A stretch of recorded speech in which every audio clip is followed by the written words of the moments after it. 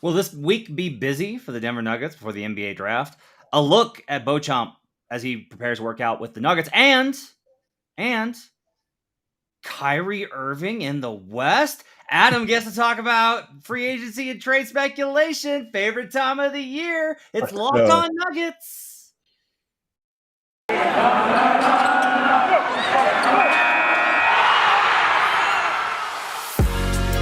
You are Locked On Nuggets, your daily Denver Nuggets podcast. Part of the Locked On Podcast Network, your team every day. Welcome to Locked On Nuggets, your daily Denver Nuggets podcast, part of the Locked On Network, your team every day. Today's episode is brought to you by BetOnline. BetOnline has you covered this season with more props, odds, and lines than ever before. BetOnline, where the game starts. My name is Matt Moore. I'm the senior NBA writer for the Action Network, joined by my colleague Adam Mares at Adam_Mares, where you can find him on Twitter. Thanks for making us your first listen each and every day. We're free and available on all platforms, including the old YouTube, where you can catch the show live when we do it, like we are doing it early this morning. And you can join the comment section and join guys like Logan and Joseph and Zamora's back and Flo. What's up, Flo? Hey, Matt, you can't do a podcast alone anymore. Okay, I had my daughter's birthday party. I'm really sorry. I got wrecked because I was exhausted from running around all day for a 6-year-old's birthday party. I will promise I will get a solo for you this week. Not that you need more solo of me. On today's show, we're going to talk about, do we think this week is going to be busy for the Denver Nuggets? Do we think next week is going to be busy for the Denver Nuggets? What's going to be busier for your draft? We're going to go through some of the rumors. Beauchamp is coming in for a workout, which we're going to be going to here in a little bit. So we're going to talk about him and the range for the guys in the Denver Nuggets section. And reports this morning that Kyrie Irving could be asking out Brooklyn, 2 Western Conference teams on the list, as well as a host of other rumors. We'll get to all that and more on today's show. So, Adam, first off, how was your weekend? It was lovely. It was great. It feels like the calm before the storm, which was nice. I get to reset. I have some pep in my step on this Monday morning. I'm excited for a big week. Yeah, it should be an interesting one. Nuggets continue to survey the landscape, talking to various teams. The landscape, talking to various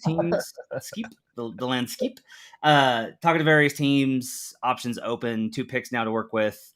We'll see what they do with it.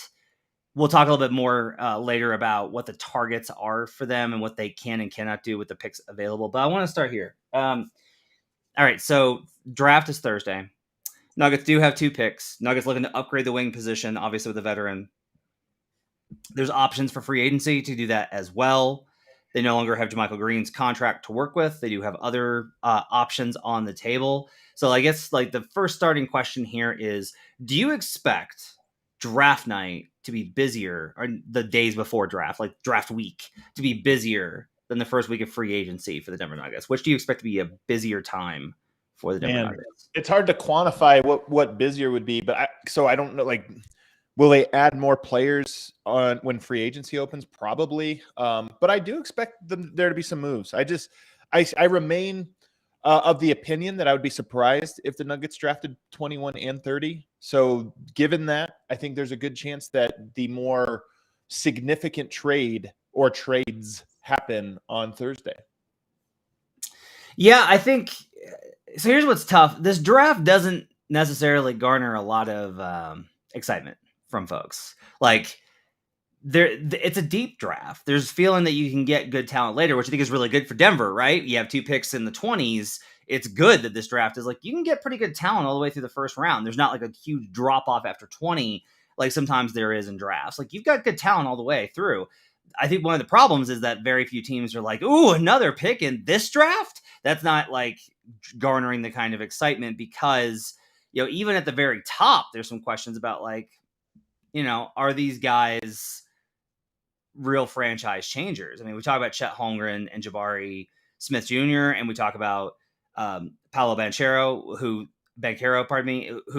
there's like a lot of buzz over the last 24 hours, by the way, that Banchero might be the one going number 1. That's all of a sudden like now, I can't tell you've been making jokes on Twitter about the annual NBA news cycle. I can get more granular with you and talk about how like the week before the draft, there's always one name that's like, could he go number 1? And then he doesn't go number 1. I think this one might be a little bit different because there's a lot of people, like very smart draft people who legitimately think that Banchero is the best prospect in the draft. Now, a lot of those same people thought Evan Mobley was the best prospect in last year's draft. That's not crazy though to me. Like Evan Mobley, is it crazy that he might be the best player in the draft? No. Oh, you're saying that it is? Yeah, okay. I don't. That's what I'm saying is I don't think it's kind of the cycle of one guy rises and gets talked about as a potential number one, despite all the evidence to the contrary for the last 6 weeks since the lottery. And then no, he doesn't go number one, and that's happening with Banchero. But again, people do think that he's real. And it's like Evan. I think Evan might be the best player in this draft, but he also didn't go number one, right? Like this is what I've tried to parse things out from the draft, because I've stopped trying to do like my own deep dive and like I try and be knowledgeable on the guys going in to have some ideas. Go ahead. I think that's all you should be, knowledgeable about the guys, and then like there's. Again, it's a full-time job. There's NBA scouts that do this full-time, like a whole team of them, and they still get it wrong at a pretty big clip. So the people that I think I've said this before, there's only people that trick themselves into thinking they're great at this.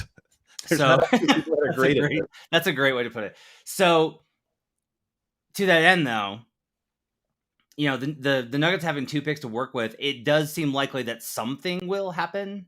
But the biggest move of the offseason may not be this week. Even if they do trade one of the picks, it may not be, or both of the picks. It may just be to move up.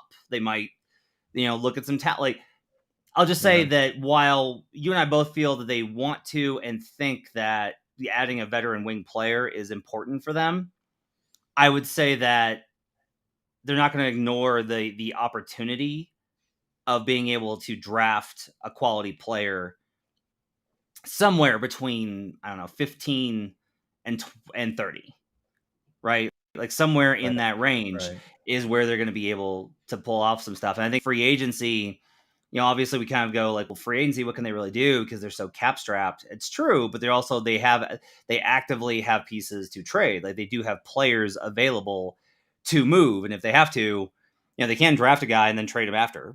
It's rare, but that happens. Yeah. And so they do have some of these options. Like I tend to think anytime that you're working with like, is a big deal going to happen this week? My answer is always going to be no, just because it's safer. Well, right. Yeah. So what are your thoughts on which end of the spectrum is likely to be more active for the Nuggets? Well, here's the thing. If you were going to trade, Monte Morris has been a name that's been out there as like a guy that could be traded. Will Barton, another one.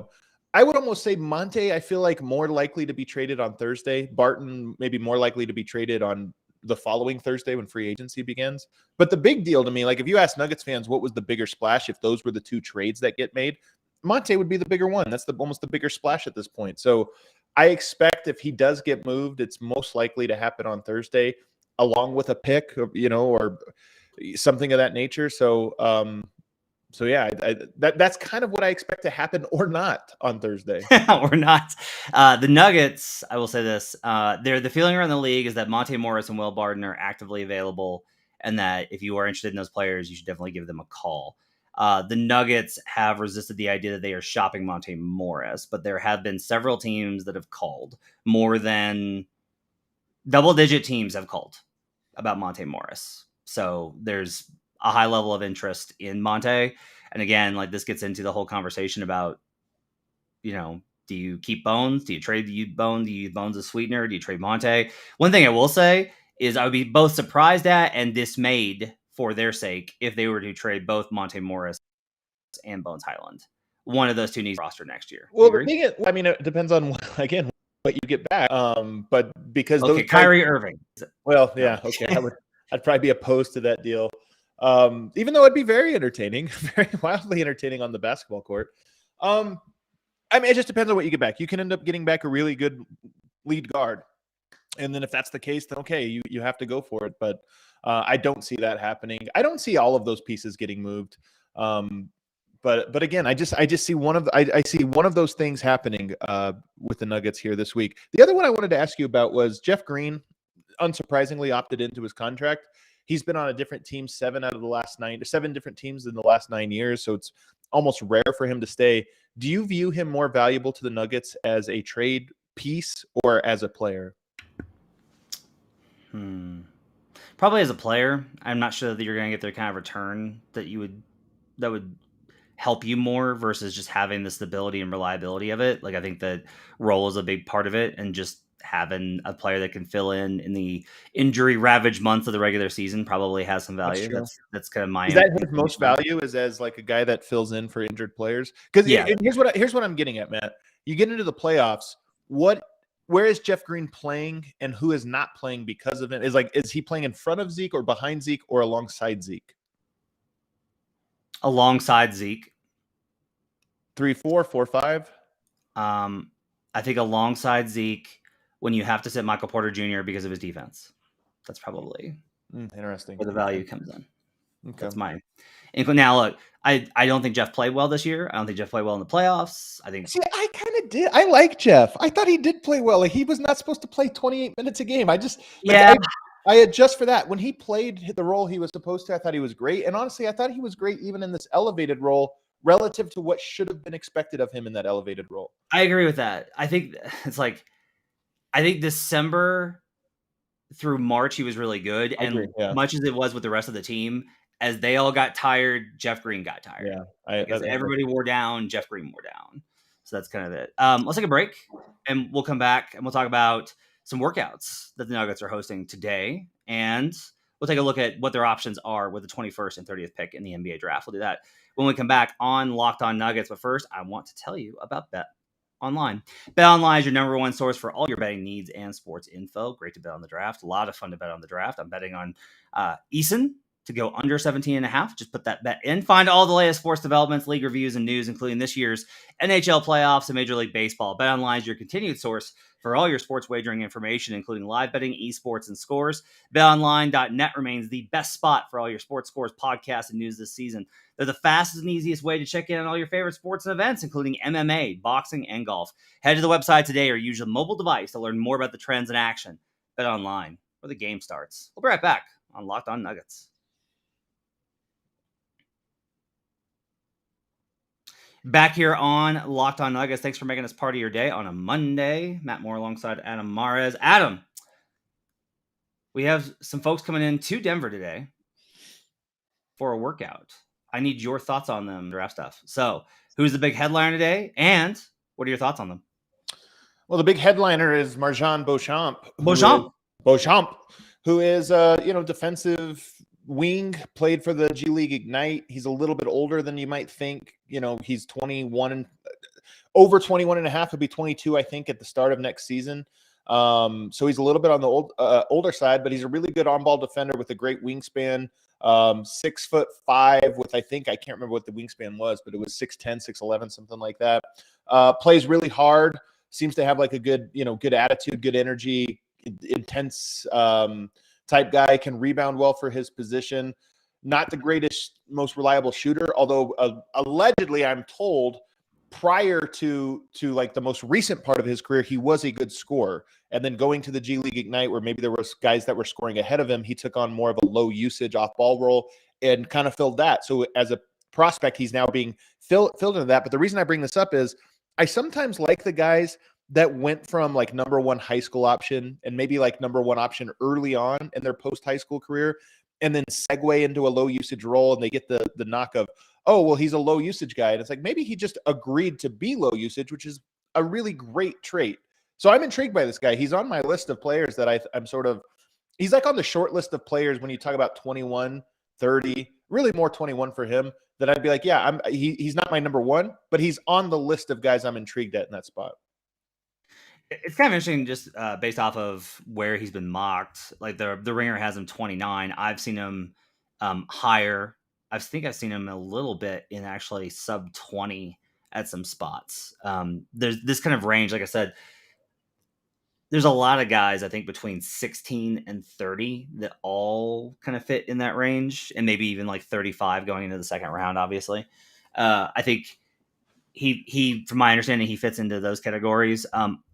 Not the best shooter. That's one thing that a scout that I talked to did say about him, was he was concerned about his shooting, and that reflects like 24.2% from 3-point last year in the G League for the G League. And that's a league where you can get a lot of 3-pointers up. So allegedly the Ignite, though, I just have seen this with all the Ignite players that there's not good shooting from anyone on that roster. So allegedly that some of the like shot creation and shooting might be a little bit better, but they were all bad. So it clogged the spacing.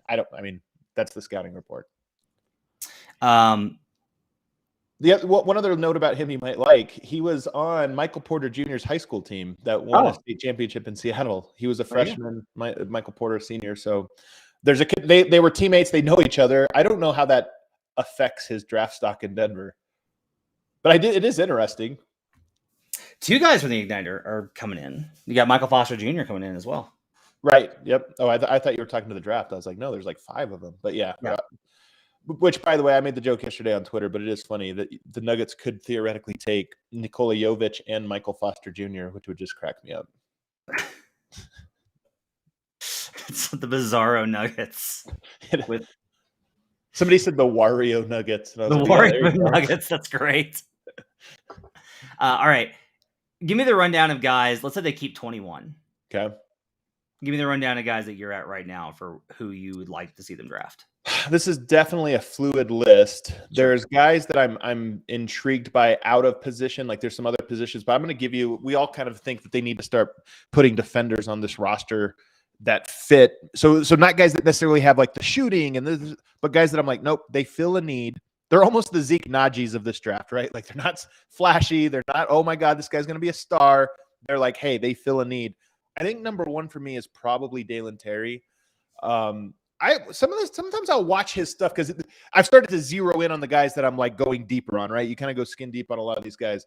Terry is one of these guys that I watch and I'm like, he might have the most upside as like a player that grows into more than just a slasher defender. He's long. He's got a good wingspan. He's super mobile, 6'6", 195. He's a little on the skinny side. He's kind of got Will Barton's build, but not Will Barton's game. He's a great on-ball defender, great off-ball defender, plays super hard, and he has a really nice feel for the game, like on cuts and just where to be, and even defensively shooting the gaps. So I think he's my number 1 of this mold. Number 2 for me is a little bit of an outlier. When I look at the mocks, he's always way behind, but I like Wendell Moore out of Duke. I'm surprised he's so low. I mean, his measurables are maybe a little bit less. He's 6'4", which is still good length. He's got a good wingspan, but to me, he's like a guy with very few holes in his game. Nothing great, but very few holes in his game. He's almost like a Troy Brown Jr. kind of player, I guess. Like, I know that doesn't sound that sexy, but he is a guy that just does a lot of different things and I think would buy into a role that he was given. And then after that, I think Beauchamp. So those 3 are all very similar players, defensive-minded, long wings, and with feel for the game that can play off ball. And I think the order I would probably go is Terry, Moore, Beauchamp. Yeah, I like Wendell Moore a lot. Just from what I've seen him, I really liked like when I went back and just did the film because I didn't watch much college, obviously, during the season. And I really liked what I've seen from him on film. I just feel like he's got the defensive upside to be like an impact kind of guy. I feel the same way about Terry, though. I think Terry is a guy that can actually – he brings, I think, the right kind of approach to the game. I think is maybe one that is important to kind of like fit in with the Nuggets. Like if you're going to play, you need to have the right approach. And I feel like he does. So I think there's probably value there. I think he might actually be better in every way. I think they're like very similar, but I think Terry is just like marginally better at everything, maybe other than shooting, but better at everything else and longer. And I think probably has more upside. Not that that's a huge upside play, but I think he's like more, but better. If they move up, I will say this, you're not moving. The 21 and 30th are not getting you, I don't think, in the lottery. Right. So you're really only moving up maybe 4 spots. Houston at 17 is open to move, is what I've heard. Is that they're a team that's has options for it. Chicago at 18 too, because no surprise, they're trying to stockpile assets for the Gobert trade. Which, by the way, like kind of the expectation around the league at this point is that Gobert's going to go to Chicago. That's like what I've heard. So if it's like, well, they want another pick. All right, let's trade back from 18, pick up 21 and 30, and we can send that in a deal. Interesting. If you move into the 16, 17, 18 range, is there a player you like more than the guys that we've talked about in that range? I think there's two. And by the way, I saw somebody put Jalen Williams in the chat. Like, he's my favorite guy. Like, I just don't think he fits what the Nuggets need, but he's like my favorite. So I like him. And if the Nuggets took him, I'll buy right into it because that's my mold of player. But the two guys, if they moved up, there's a clear one. It's Tari Eason and Ochai Agbaji. Both guys, I think, are really fit. They're almost the better version of Dalen Terry in a lot of ways. Like, they can shoot a little bit more size. I guess Obaji is only 6'4", so he's a little bit smaller. But you talk about Tari Eason, who's pretty massive and a little bit thicker. Yeah. But they're both, I think, just a little bit better than Dalen Terry doing similar things. Eason is getting a lot of buzz. I don't think he goes any lower than or any further past 17. So if you want Eason, you're going to have to trade into, I think, that Houston spot or try and move up even higher. Maybe talk to Atlanta, who's trying to make a lot of trades. Like, Houston's sitting there at 17. I think that's. I don't think Eason goes any lower than 17. So here's what's interesting about that. To me, the move to get up to 17 is 21 and 30. So you use 2 picks to get 1. Because I feel like that's a poor use of resources if you were to use Monte and 30 or Monte and 21 or whatever to move up. Then it almost makes you more vulnerable going into the following week because you have fewer trade assets and you just used 1 on a rookie that, again, probably not going to make a huge impact next year. Yeah, I mean, I also, to be honest with you, I wonder, like, is Eason so good as to warrant moving 2 picks for it? Wouldn't you rather just take 21 and take either Beauchamp or Wendell Moore or Dalen Terry or whoever is the best available wing at 21, and then just grab yourself a backup center at 30? Because there's so many centers late first round, early second that you can grab. Like, there's so many centers. You got Koloko, who might be there. I like him a lot. He's on my list. He might even be ahead of. I don't know. I wouldn't say he's not ahead of Beauchamp and those guys, but I really like him. If they used a draft pick on him, I'd be very intrigued. You got Walker Kessler is in that range too. If you want to take another wing, you can go a little bit more offense because Trevor Keels is getting a lot of buzz in that range too. Somebody asked in the 2 people asked in the chat about Christian Braun. I want to get your thoughts on Christian Braun because if we had not done a trade with Dallas in our mock draft for Locked On, I was going to take Christian Braun actually with the second pick with 26. I'm a little. I mean, I like his game. He plays hard. He's intense. Good defender. Super athletic. Has good feel for the game. Like he's a guy that I like a lot of the pieces for. 6'4" wingspan kills me. 6'5" with a 6'4" wingspan. So a negative wingspan. I know. Oh, you want to highlight that one? Did you? Nope. So I don't. So I'm intrigued by him, but I'm more scared of him than I am intrigued by him. Okay. Let's take a break. We'll come back and we'll talk about some free agency and trade stuff. We'll get into all of those kind of conversations, as well as could the Nuggets be facing Kyrie Irving in the Western Conference playoffs next season? We'll do that when we come back on Locked On Nuggets. But first, we need to take a break.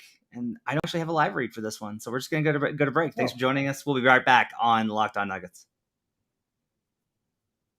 Back here on Locked On Nuggets. Thanks for joining us and making us part of your day. Getting started with this week.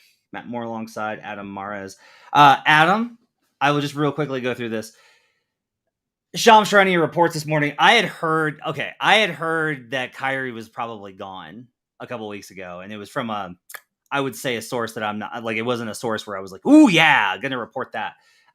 That's also a big enough deal to where I have to have it like 100% locked down, and did not. But there had been like a lot of talk that Kyrie could be gone, and I'd heard that the Knicks were a team that was seriously considering making a play for him. Today, Shams Charania of The Athletic reports that the Los Angeles Lakers, the New York Knicks, and the Los Angeles Clippers, not mentioned in the tweet, but yes, maybe most interestingly, are among the teams that are interested in Irving, given that Irving is at a little bit of an impasse with the Nets. My read on things is largely that after what happened this season, Joseph Tsai, the owner, basically said to Sean Marks, like, okay, I was wrong. Fine. You need to get back control of the franchise. Maybe we can't just let the players decide everything. You should probably run things more again. And part of that is, hey, if you're going to play basketball, maybe you should play basketball. If we're going to pay you $35 million a year, maybe you should be somebody we can rely on, because this is getting to be kind of an issue. Nobody knows what his relationship with KD is like after this year. Nobody knows what that situation is. It's an unstable element. You've always been very high on Kyrie as a basketball talent for understandable reasons. Yeah, for sure. I appreciate him, I think, more than most in that regard, in part because I compartmentalize those things more than most people do. Yeah. Just real quickly, does Kyrie Irving going to the Lakers or the Clippers, does that change anything about what you feel about the pecking order is in the Western Conference? There's only a few teams in the NBA that can survive all of the damage Kyrie brings to you. And it's teams that can just be like, whatever, we're so good. It doesn't matter. And by the way, everybody thought Brooklyn was going to be this year. This is why they were the betting favorites heading into the playoffs, despite being in the play-in. Like, everybody knows that there's this threshold where if you can just get to the dance, all of a sudden he starts playing and all that other stuff goes to the side and he could deliver you, make you unstoppable. So if you told me, if the Lakers found a way to add Kyrie Irving, LeBron James, and Anthony Davis, assuming they didn't completely melt down and fall apart, there's only two options. Complete meltdown, you fall apart, and then they have what happened to Brooklyn this year, or they win a championship. So, yes, he would make a huge impact. I think the exact same thing is true of the Clippers, who have enough players that if they have relative health, can survive an absolutely miserable season and then get into the playoffs and just have three isolation players that nobody can guard, and good luck. So absolutely he could swing the Western Conference in the most annoying way possible. Kawhi has made it clear he wants a point guard on the Clippers. I thought that was like an interesting kind of puzzle piece to consider with this news, is how much he's been like, we need a point guard. So I just kind of wonder if Kawhi is a guy that's going to be like, hey, we should go get Kyrie. That would not shock me. I think does he even need to say that? Aren't the Clippers in the business of just adding talent?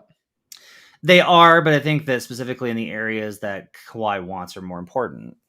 I think it might be I wonder if it's a better fit. They're both great fits. You add a player that can't be guarded one-on-one when he decides to be. Here, I do have an ideal scenario for you. LeBron bails on Anthony Davis because he can never stay healthy and trades him for Kyrie Irving. Oh, that's a weird one. I don't think that would happen. I mean, I don't think that would happen. Who knows? But that would be weird. I don't know. Have you seen Anthony Davis is in the lab? Have you not seen the photos? I'll just say that's not something that people around the league have talked about it, and nobody that I have heard from either the Nets or the Lakers have.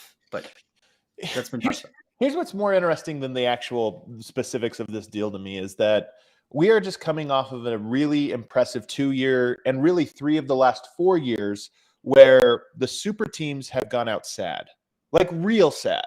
Mm-hmm. And the homegrown teams have won big. I mean, you talk about Giannis, you talk about Steph, you talk about Kawhi in Toronto. Right. Those guys, and I hate to use this word, but for legacy purposes, those guys got an enormous boost. And guys like LeBron and Anthony Davis and Kevin Durant and Kyrie Irving, those guys have gotten a really big, have been pushed down quite a bit. Like KD has been in like kind of a spiral from how people talk about him over these last couple months. And I think rightfully so. So I really wondered how does that affect this offseason? Like, what are the guys talking? What are the players talking about? In this first piece of news, it's early. We don't know how this is going to play out. But the first piece of news is not going to change anything. We might just be right back to where we were in 2018. We had a little 3-year break from that, but we're back to, well, let's just make 2 or 3 super teams again and see if we can't change the legacy conversation. Nobody's going to learn anything. Nobody's ever going to learn not to try and add stars. That's what gets you extensions. Maybe. I just wonder, though, there is something to this, but I do think there's something to also, like, Curry and Steph, or KD and Curry teamed up, these years ago, and it was great for KD. But as the time has gone on, it's almost diminished KD and elevated Curry in an interesting way. And I just wonder if players see that. Kyrie had a miserable time with the Cavs. He won a title, got no credit for it, had to be in LeBron's shadow the entire time and got away from him. Why would he want to go to the Lakers? Why would he want to go do that again? It doesn't make any sense to me. Maybe in news that's a little bit more pertinent to Nuggets fans is the news this morning that Kenyon Martin Jr. Interesting. Kenyon Martin is asking out Houston.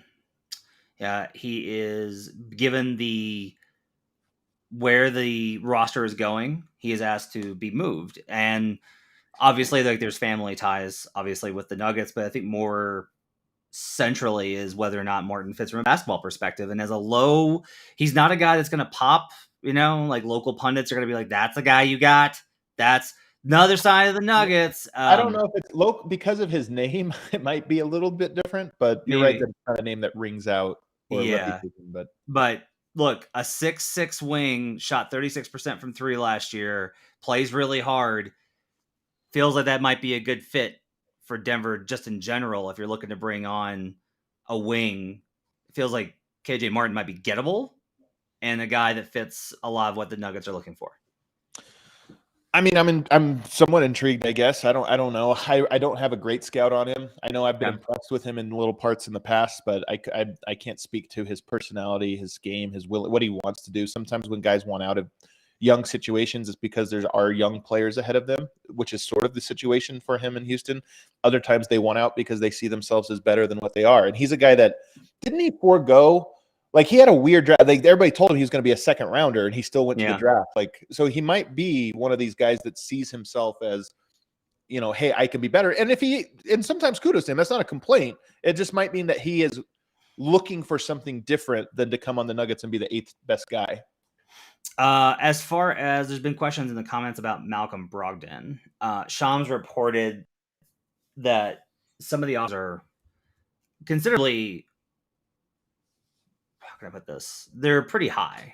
Like the offers that at least Shams is reporting are pretty significant in terms of what options are being bandied about. Like this, I'll put it this way. The Pacers have basically put Brogdon out on the side of the curb with a for free sign. They've been open to, and like they've made it very well known that they're going to move Brogdon. Like no matter what, he's going to get moved. Wizards and Knicks are interested in Brogdon, armed with the number 10s and 11 picks respectively. I don't know what Denver has that can get them a competitive offer for Brogdon. Bones Highland. Yeah, maybe that's the sweetener. Right? It's not even a sweetener. That's the deal. Like that. Would you rather have Bones Highland or the number 10 pick, especially if you're the Knicks? Right. And that's a good question, right? Like which one would you rather have? So. I think it's Bones Highland. You kind of know you have an extra year of scout on him. I mean, they have quickly, so there's kind of already a Bones light there. But to me, especially like you're talking about that organization, how they're run, who their coach is, like they probably would rather have a guy that's 1 year further along. Disagree entirely. You think? Yeah, GMs always want the pick because the pick could be anything, Adam. That's not an organization looks to me like they are looking for a 3-year rebuild. You're right that a GM might always want the job security of it, but that's not a team that has always been like, you know what, if we do this right, we can be really good in 5 years. I agree. In general, a 26 pick, even if he turned into a very good player like Bones did, where you look at him and you go like, wow, there's a really lot there. There's enough that you can poke at with Bones versus like, what if the number 10 pick turns into an all-star? Mm. Like that possibility is always higher. And you talk about like, well, it's 1 year further along. I think there's enough I think a lot of people will look at, I think it's a very easy sell to a GM to say Bones has a better chance of being an all-star than the number 10 pick. So whether it's true or not, I just think there's enough there when you start to look at some of the numbers, some of the efficiency and say, ooh, that's the kind of thing we're always looking for. But I don't know. I mean, the point is, I don't know would you do that if you're Denver? I mean, are you willing to? Absolutely. I'll just tell you, like, I think Malcolm Brogdon is the 100% best fit available. Like it would be such an if you have Jamal. You think he's the Drew Holiday of this year? Meaning he's if you have Jamal and if you have like Jamal, Brogdon, MPJ, Gordon, Jokic, whew, like. Brogdon's shooting has been a little bit up and down, but when used right, he's a quality spot-up shooter. He's such a great playmaker. He's so patient. He's low turnover. Remember all the turnover issues this year? Like he's capable of playing mistake-free basketball. You have Jamal for the explosiveness. Great defender. Extremely smart guy. I love Malcolm Brogdon and think he would be he's a great fit pretty much everywhere. He's not Drew. Like someone's like, he's not Drew. That's true. He's not one of the 5 best perimeter defenders in the NBA, but we're talking about, is he an impact level guy? And he absolutely is to me. I don't know. I mean, it's the type of decisions you have to make that I think are 51-49, and you never know if the example of a team doing it, the Milwaukee Bucks, they make a painful move like that and it pays out and they win a title. The example of the Golden State Warriors, they hold on to Jordan Poole and they win a title. So there's ways to win and lose in both scenarios. Why did the Bucks give up on Brogdon if he's as good as you think? Money. That is why. Money. Same reason they didn't bring back PJ Tucker. Money. That is the big reason why. It's. I think Drew's better than Brogdon. Do what? I think Drew is better than Brogdon. Drew is 89. I know it wasn't a 1-to-1 move. It's a move that They did, but if you remember, that wasn't the move though. They got rid of Brogdon a year later. They added Drew. Right. That's what I'm saying. Yeah. Like it wasn't like they got rid of Brogdon so they could get Drew. So that is the difference there. What else do I want to share with folks? I just want, for the record, I don't love that move, but I also didn't like the Drew Holiday one, and I was wrong. So I'm open to being wrong on this one. Sacramento Kings, there's two bits of noise. So Shams reports that they're considering keeping the pick. Everything I hear is that there's only more trade talks continuing. So I think the Kings are probably projecting you know what, just keep the pick.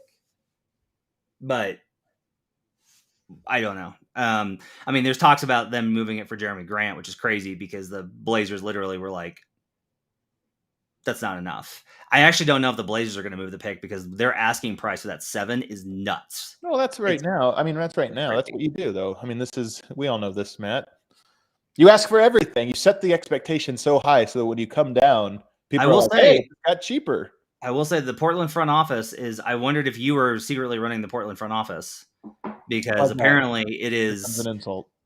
It is OG. No, just that it's OG Anunoby for the 7. Otherwise, they're going to keep the pick. Is what I've heard. That's the guy. Like they were basically like John Collins. Oh, we need more. And I was like, you'd rather have OG Anunoby than John Collins? That's crazy to me. But they really think that OG is the guy. There's a bunch of teams that agree with you, smarter people than me that agree with you that OG is the difference maker dude available on the market. I mean, I think he is a difference maker for a contender. I don't know if he's a difference maker for Portland, but maybe look, if you have a big 3, it's a weird use of big 3, but if your big 3 in Portland was Dame, OG, and Ayton, I would look at that team and go man, that's interesting. That's a really interesting team. So we'll see what happens. And then finally, just real quick, 2 weird bits of news. Minnesota wants a 5. I don't really know why. I saw that. Yeah, interesting. Well, I heard this too before the report that they're looking at. He said it. He actually went on Dane Moore's podcast. Tim Conley did, and was asked specifically about that idea, and his response was very interesting. And it was the first one that made me think. His response to that made me think they're going to play Towns at 4, aren't they? So, But here's the thing, Matt. Here's what I love. I don't know if it works or doesn't. I'm just glad somebody's willing to try it. I'm glad that somebody is out there saying, we don't have to just follow the roadmap because we have a player in Karl-Anthony Towns that's different than all but 2 or 3 other players in the NBA. So does that mean there's a different path to success here that we might as well experiment with? Tim Conley, Chris Finch, 2 guys that I think are willing to fail big if at the opportunity to win big. So I don't know if it'll work either, but I kind of expect it to happen. Boy, I gotta think about this a lot. I gotta choose. Nobody knows the answer to it. Now you can think about it, but nobody knows if it works or doesn't. And you might even try it out in October and it doesn't work. But it's hey, it's going to take us a month before all of a sudden nobody grabs any rebounds but us, and we. Okay, but unfortunately, my job is to literally be okay, here's what I think is going to happen. That's the difference between us. Is I don't get to be No. I'm not saying you can't do it or that's dumb to do it. I'm just saying everybody's going to look at it, and it's going to be easier to say it won't work because the only examples we have of the last 10 years is that it doesn't work.